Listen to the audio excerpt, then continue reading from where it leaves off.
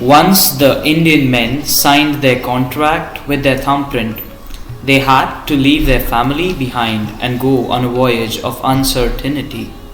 Since they were illiterate, they did not understand what was stated in the contract and were going off of what the colonizers were saying about the supposed land of God. They told the Indian men if they went to work on this holy land, they would become rich and prosperous.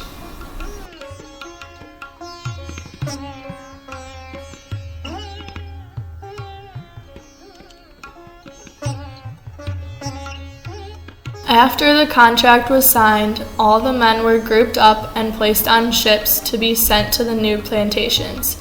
They crammed the ship to the point where the laborers could not move around. The conditions on the ship were so horrible that many of them did not make it to the new land. And if they did make it, they were checked before they were put to work to make sure they were healthy to stand the physical labor.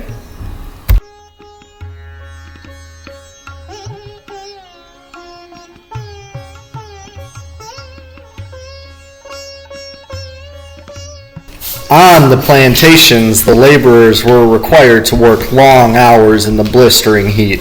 They were paid in a daily salary, and it was nowhere near what their contract said. But since they blindly signed it, they had no reason to suspect that they were being robbed.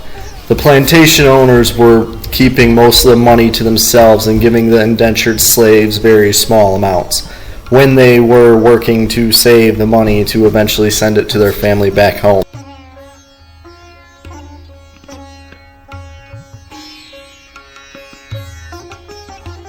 Since they were away from their families, celebrating holidays was hard, but it was manageable since all the laborers were able to group up on this one common aspect in their cultural life. But that didn't come without a fight. The plantation owners did everything they could to make sure the laborers could not group up and cause a rebellion against them. So the owners banned the laborers from gathering to celebrate holy days.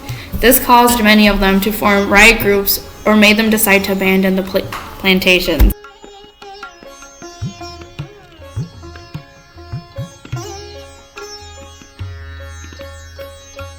If the laborers were cooperative and did not rebel or abandon the plantation when their contract ended, they were offered a piece of land as payment. Sometimes they were offered a voyage back home. If the laborers decided to take the land, they asked to have it near the urban settlements, which forced the city limits to be expanded.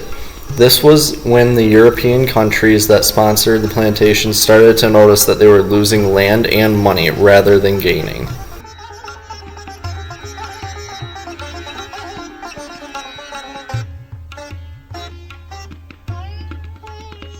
The whole idea of giving land to the old laborers was to make room for the new generation of indentured servants.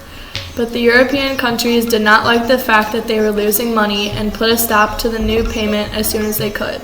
This caused a stop in payments of not only the old laborers, but also the new servants that just signed their lives away.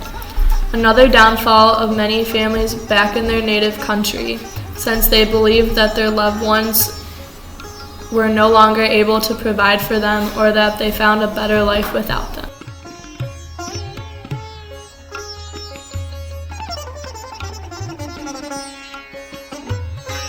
The manner that the indentured slaves were treated was cruel and uncalled for. They suffered to keep the plantations going and were paid only a cent per day, which the laborers saved up to send their beloved family back home. Most times, they didn't even know they were being treated badly since they had a contract to uphold and were scared to leave the plantation since the owners were their ticket back home.